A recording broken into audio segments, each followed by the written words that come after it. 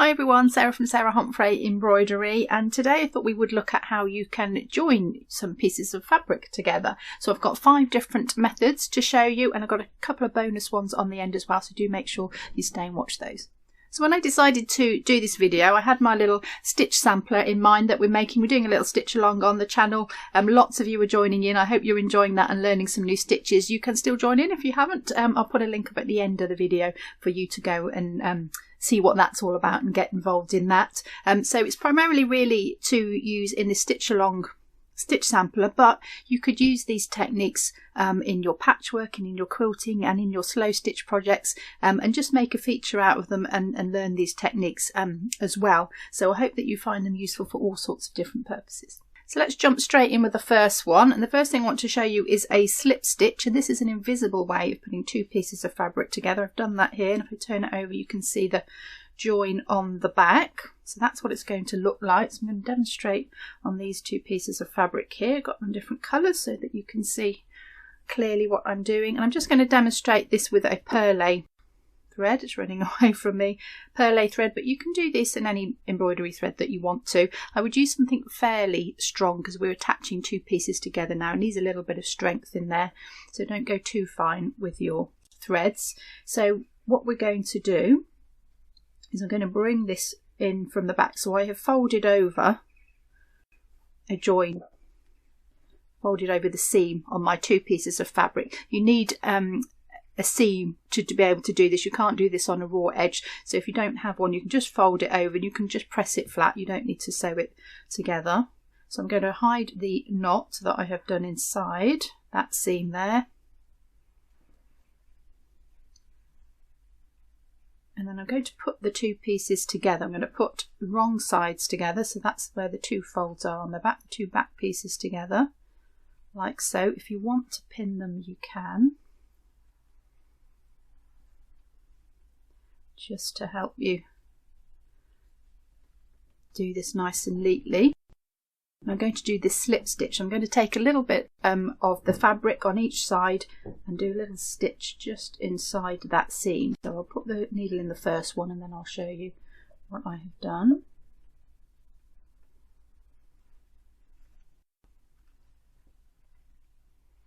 So I'm just taking a little stitch just in the seam of that fabric on the right hand side. I'm going to go back and forth from either side. You might see this called a ladder stitch as well if I do that slowly.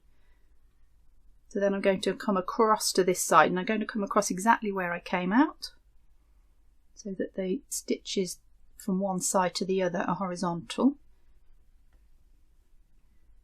And you'll see those disappear in a minute when I pull it up. So I'm just going to put a couple of stitches in to show you, and then when I pull that really tightly those stitches disappear. So a nice invisible stitch. So if you really did want an extension of something, you were doing a stitch sampler or a piece of slow stitching and you didn't really want to see the join, this is a really good one to do. Just a little stitch out of each side, back to this side, opposite where you came out. If you go ahead of yourself you're going to see that stitch, so you don't need to pull it tight yet. You can put a few stitches in like so, and then you can just pull them up tight and the stitch disappears. If I take the pin out you can see that nice invisible join right there. So the second method I want to show you is similar to that first one that we've done, but we're going to make a feature out of our embroidery stitch now. We're going to make a decorative one. So I'm going to place this stripy fabric onto the plain fabric, and I'm going to just overlap that. So I'm going to join it just by placing that over the top.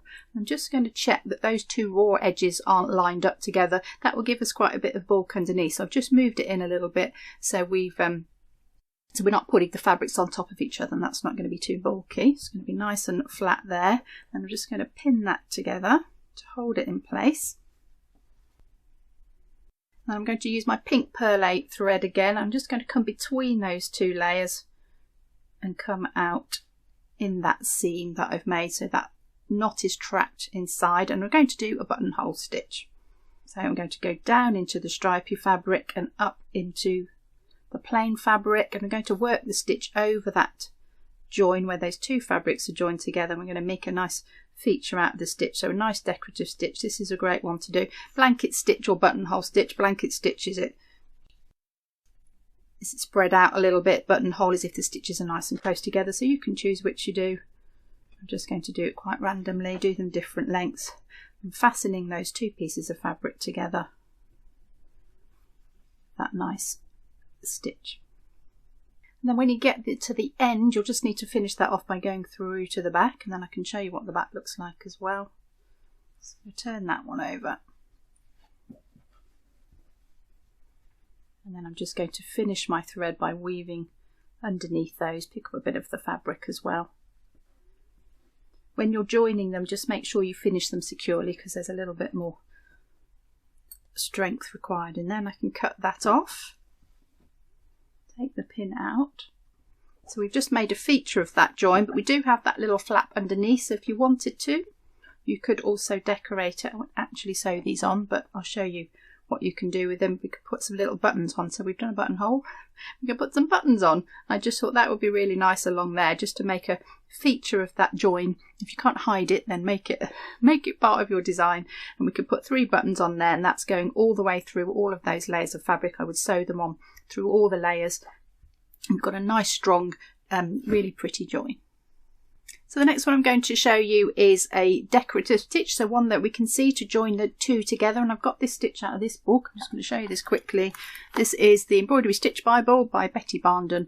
I do like this book, it's got some really great pictures and instructions in it, so this is a really good one, and there are lots of variations of this stitch I'm going to show you as well, so if you like this one you can take it in lots of different directions. They get more complex each time they go, but I'm going to show you the simplest one first. So I've got my 2 pieces of fabric that I'm going to join, and I've just turned the ends over. Now you could sew these down. I'm going to actually pin them in place just while I get going. This one's a little bit awkward to do under the camera, so if I pin those, hopefully they won't move. So, and I'm going to use my perlé cotton again with a knot in the end.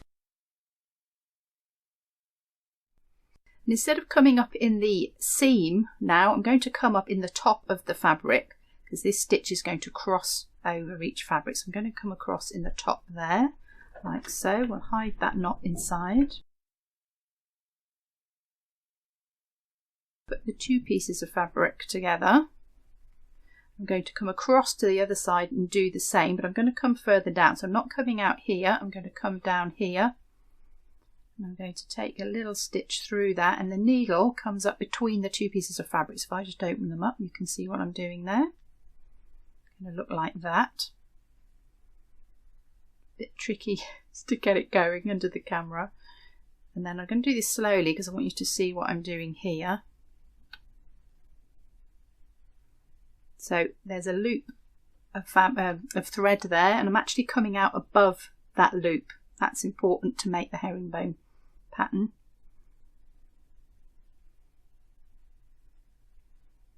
So then I'm going to come across to the other side, and then I'm going to come down here, so lower. If I just flatten that out so you can see it.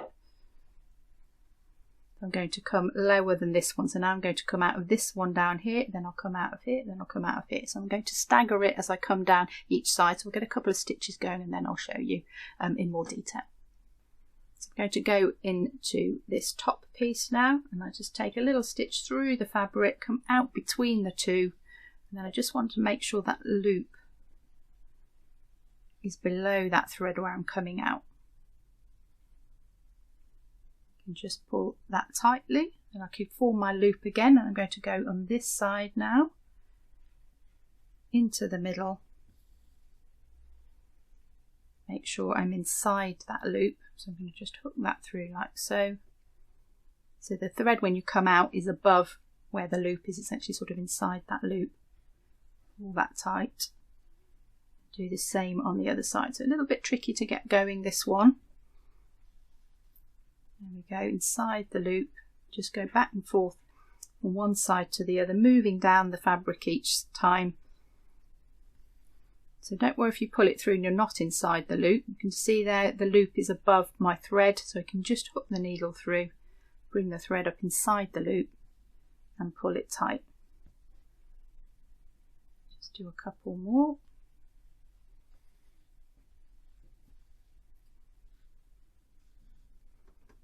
Inside the loop.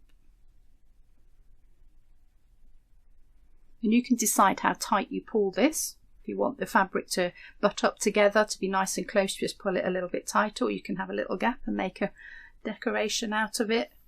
You're going from the top, inside the loop, all the way to the bottom, and then I'll just show you how to finish that. So that's not quite finished until we just take the thread over that loop there. So I'm just going to take it down to the back now, just to join that up like so. And then if I just flip that over, I can just take a couple of stitches on the back through that back piece of fabric. So where I folded it over, so you can't see the thread on the front, just a couple of times back and forth, just to secure the end of that. And we'll just cut that off, and then I'll just show you the front. Take the pins out. And there is my herringbone insertion stitch, and when you just pull it apart slightly, you can see the pattern that that herringbone makes. You can see the herringbone part of the pattern now, so you can do that as loosely or as tightly as you'd like, depending on how close you want your fabric to be. So really nice decorative stitch to join your fabric together. So I'm going to show you now on the little stitch sampler that we looked at the beginning how to attach another piece, because I know some of you who are making this with me are running out of space on your stitch samplers. So if you're not and you've still got spaces, you can go ahead and fill them in. It's absolutely fine, but this is a nice one to do if you want to join some pieces of fabric and you don't want it to be really thick. If you want to roll it up, because we're going to do them around a roll.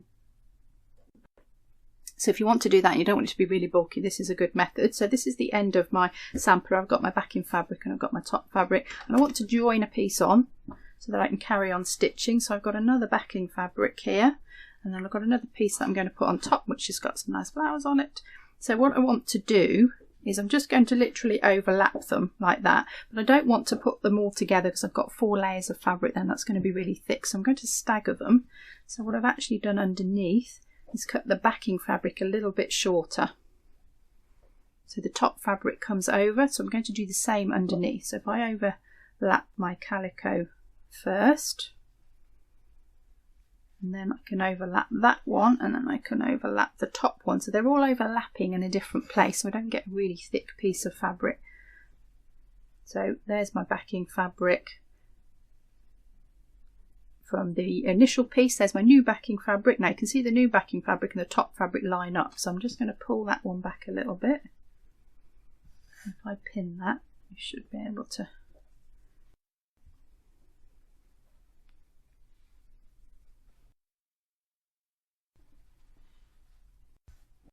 see that now. So there's the original backing fabric, new backing fabric, original top piece, new top piece. You can see that they all start and finish in different places. So I've just spread out the join so that the fabric's not really thick there, and then I can just sew these pieces together. I can just baste them together until I'm going to decide what I want to stitch on top.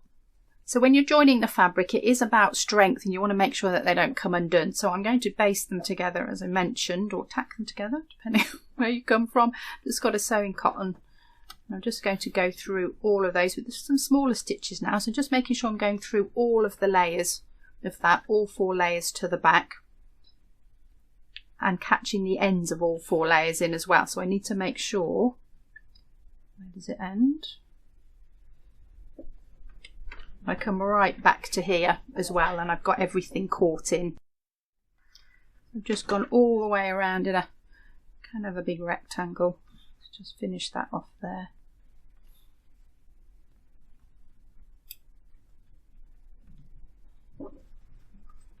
So my stitches come all the way around there, so that's through all 4 layers of fabric there. So I've just made sure I've got those held nice and tightly, and then that's joined on quite securely there. It's nice and flat, it's not too bulky there, and then I can just do my stitching over the top, and when I've done all my stitching I can take my basting stitches out. So that's a nice one to do if you want it to look a little bit seamless and you don't want a lot of bulk in your fabric layers. So the last one to show you is a variation on that, and this is a good one if you want to put something in the middle of two pieces of fabric. So if you've got two pieces of patchwork you wanted to put, but maybe something in the middle that's a bit different, or you wanted to extend something because it's not long enough, some curtains maybe, or some trousers. If your trousers are too short, you could do this. This would be really good, is we're going to put like a little insertion in it. So these are the two pieces of fabric I want to join. These two blue pieces here, and I haven't folded them over this time, there's no seam this time, and this is a little piece of fabric I'm going to put in between them. I have a little pattern in there, so I'm just going to layer that one over the top. So this is like we've just done with our two layers, that one over there, and then I'm going to put one on top of that. So I've got that in the middle, let's put it that way, a little bit of lace just to show that pattern through it, and my lace is going over the edges as well. So underneath here I've got 1, 2, 3 layers of fabric here, 2 here, and the thicker one here. So I've just layered everything again, but just spread that out a little bit, and we've just inserted that beautiful pattern piece. I'm going to pin those in place. You can overlap them as much as you want. You could take your lace right into here if you wanted to. And again, that's a bit delicate, so I've just pinned it all the way around, and then I'm going to baste all of the layers together. So even if you want to do some stitching over it and you know what you want to do, I still recommend basting it first, so that you're not fighting with your pins and it's not going to all fall out and come undone. So just sew them together first. I'm going to go all the way around the outside, all the way up here and all the way around here, and that will just hold everything together. So all the way around in a square, back to the beginning. Just going to finish that thread off, cut that off. I can take my pins out, and then I just want to show you how that's all fastened together now. So we've kind of sandwiched these two blue ones in between a top layer and a bottom layer, if you like. So we've stitched them together, got that nice insert. Now my fabric's a little bit longer, and then I could just go ahead with some decorative stitches on here. I could put something over the edges of this lace, or I could do a little bit of slow stitching over the top, anything that I like on this now, but I've just made sure that's nice and secure, that little extra piece of fabric in the middle. So I've got a couple of bonus methods for you as well. So we've done the 5 ways to join your fabric together, but what if you don't want to make that permanent? What if you wanted to maybe add something on, but you want to be able to take it apart again? So I've got a couple of ways to show you. This is a tiny little sample because I had some little pieces of fabric left, but obviously you can have bigger pieces and you could join these together. Again, really nice for a quilt. This one, if you wanted to make a little feature, you could have a little doors that open and something behind the doors. You could do a lot with this. So I've just tied them together with 2 pieces of ribbon, but I'm just going to show you what I have done. So I have made the seam on the back, and I've actually sewn it down because I want a channel now, because I want to hide the end of my ribbon. So I've sewn those over, so I've got a seam there and just something I can put inside. So that's what I've done for those. And then you can see that bit of ribbon coming out of that one. So I'll just show you what I've done with this one. So I've got my little ribbon piece here, so you'll need 4 pieces to do 2 bows, 2 on either side, and I've put a little knot in the end. If you want to sew this into your fabric, you can do that. This is a nice easy way, so I'm just going to make sure I know where it's coming out, because it needs to match up with the other side. It's going to come out there. So I'm just going to take my needle underneath inside that channel there, so it's not coming out the other side, it's gone in between those, right out on that seam. Just going to pull it through, and that knot will stop it coming out of that seam. That's quite nice and secure, but again, if you want to sew that in, that's absolutely fine. And then all you need to do is to tie your little ribbons in a bow like so, and then I can just cut off those excess ends. Now, just something to note about this one, because I've come out in the seam, there is a little gap between my pieces of fabric, which can be quite nice. That looks like it's something that you can undo. If you don't want the gap, you can just bring your ribbon out on top like we did for the herringbone stitch. Bring it on top there, and that will just push those 2 pieces of fabric and they'll butt up together, and you haven't got that join in it. But that's a really pretty way of joining 2 pieces. I've just got one more I'm going to show you, and that's a little button and loop fastening. So I've got my 2 pieces, my 2 separate pieces I want to join. I folded them over to create a seam down here. You can't do this on a raw edge so well. I would definitely give yourself this seam to work from, and I've just stitched it down there, and I've sewn a button loop on the back of it there, and then I've sewn my button on the other side. Obviously you need to make sure these match up, so just put the 2 together there, make sure your loop's long enough to go over your button and your button's on the edge of that, so it's going to go in the loop. So I suggest you just practice that and make sure you've got them in the right place, and then you can just put the loop over the button and you've got them joined really nicely. Really nice feature, that one, really decorative one. You could use some beautiful buttons. If you had a big long piece, you could do buttons all the way down. It would look really, really lovely. So just another couple of bonus ones there for you if you wanted to join your fabric but not permanently. So I hope you found those methods interesting and inspired to do something creative with joining your fabric together. If you want to have a go at the stitch sampler with me, you can check out this playlist up here. All of the videos we've got so far on this, including how to get it all set up and get going, and the first stitch is up in this playlist. So do join us. It would be great to have you on board. Thanks for watching, everybody. Give it a thumbs up if you liked it, and I'll see you next time.